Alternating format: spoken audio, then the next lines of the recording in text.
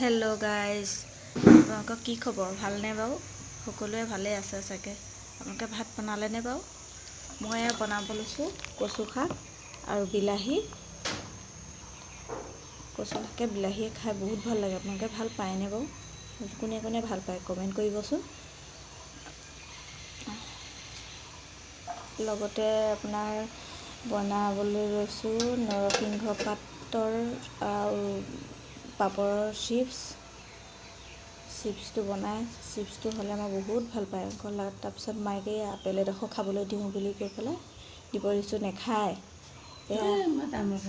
একো নহয়, লগ লগ সৰু এডোখৰহে ল' হৈ থাকে। মোলৈ থৈ আহিছোঁ, খালে ভাল পাব।